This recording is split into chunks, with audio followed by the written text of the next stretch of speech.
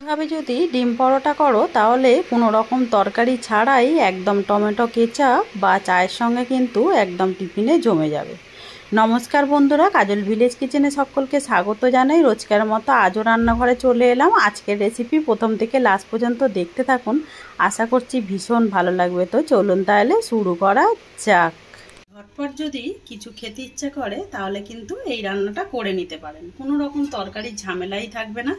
আজকে আমি নিয়েছি এখানে ডিম আর এই ময়দাটা দিয়েই আজকে পরোটাগুলো রেডি করব। তার জন্য দিয়ে দেব ডিম। এখানে আমি দুটো ডিমের ব্যবহার করছি। দুটো ডিমের আমি এখানে ব্যবহার করেছি। এবারে এর মধ্যে কিছু উপকরণ দিয়ে দেব, যেমন দিয়ে দেব স্বাদ মতো লবণ বা মাপ মতো লবণ। এখানে যে চায়ের চামচ হয় সেই চামচের আমি কিছু কম দিয়ে দেব চিনি।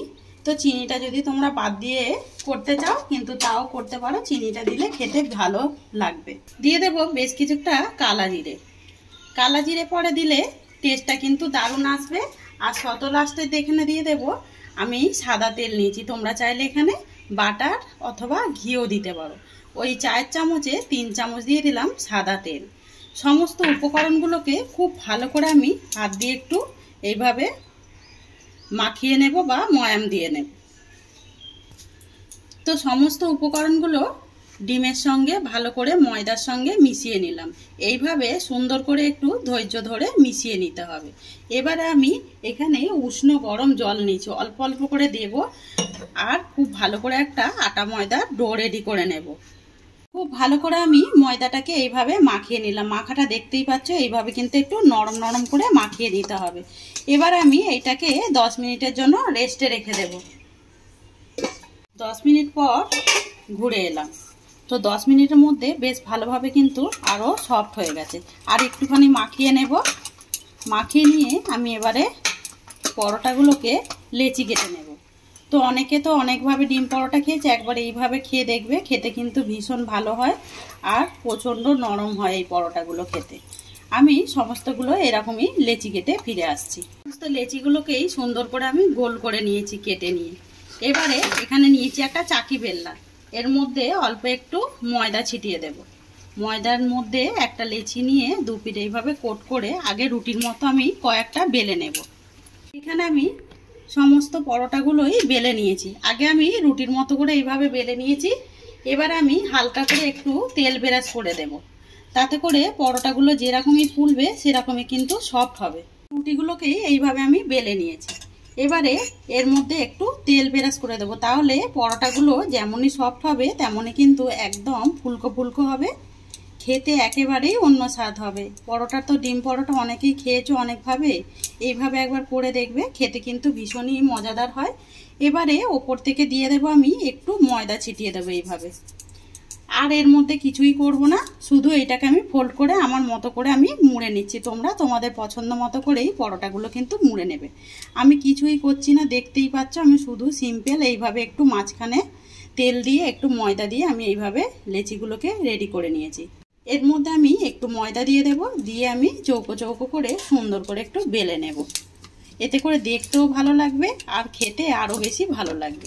এইটা টমেটো সস বা কেচাপের সঙ্গে কিন্তু বেশ দারুণভাবে একদম ডিম পরোটাগুলো খেয়ে নিতে পারবে। এখানে সুন্দর করে আমি পরোটাটাকে বেলে নিলাম। আর শুধু ময়দা দিয়েই বেলেছি, দেখুন অনেকটা কিন্তু ছোট হয়ে যায়, সেইটা হবার কোনো ভয় নেই। অপরদিকে আমি তাওয়া গরম হতে বসিয়ে দিয়েছি, তাওয়ার মধ্যে পরোটাটা দিয়ে দেব। গাটা এরকম শুকিয়ে আসবে তখনই আমি এটাকে উল্টে দেব।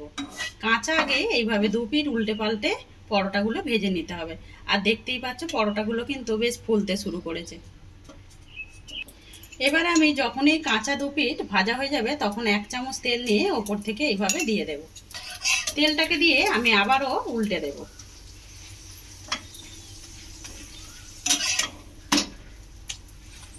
পরোটাগুলো তেল দিয়ে এইভাবে উল্টে পাল্টে সুন্দর করে এবারে লাল লাল করে ভেজে নিতে হবে। পরোটাগুলো এখনই দেখতে পাচ্ছ কতটা সুন্দর হয়েছে। আর এগুলো একদম কোনো রকম তরকারি করা ঝামেলা ছাড়াই কিন্তু এই পরোটাগুলো খাওয়া হয়ে যায়। পরোটাকে সুন্দর করে আমি উল্টে পাল্টে একটা রং আসা পর্যন্ত এইভাবে ভেজে নিলাম। আর দেখতে কতটা সুন্দর হয়েছে সেটা কিন্তু দেখতেই পাচ্ছেন। অপরদিকে আমি যেই পরোটাগুলো বেলে রেখেছিলাম সেইগুলোকে আমি আবারও তেলের মধ্যে দিয়ে একইভাবে ভেজে ফিরে আসছি। সমস্ত পরোটাগুলোই আমি এইভাবে সুন্দর করে ভেজে নিলাম।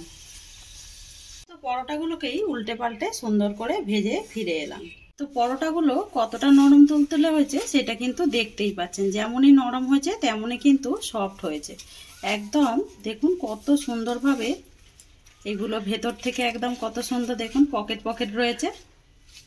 দারুণ সুন্দর হয়েছে কিন্তু পরোটাগুলো, খেতে ভীষণই ভালো লাগে। এরকম যদি এইভাবে বেলা যায় তাহলে কিন্তু পরোটাগুলো একদম এইভাবে নরম তুলতুলে হবে। তো আমি সঙ্গে আগে থেকে একটা টমেটো চাটনি করে নিয়েছিলাম। আমাদের টমেটো চাটনি দিয়েই কিন্তু খেতে ভীষণই ভালো লাগে। তো আজকের রেসিপি আপনাদের কিরকম লাগলো অতি অবশ্যই কমেন্ট করে জানাবেন। যদি ভালো লেগে থাকে একটা লাইক করে দিয়ে এইভাবে আমার পাশে থাকবেন, আমাকে সাপোর্ট করবেন। আমার এরকম নিত্য নতুন রান্নার জন্য পাশে থাকা বেল আইকনটি প্রেস করবেন। সবাই ভালো থাকবে, সুস্থ থাকবেন। ধন্যবাদ। আবারও কোনো নতুন রেসিপি নিয়ে ফিরে আসবো। আজকের মতো এই পর্যন্ত।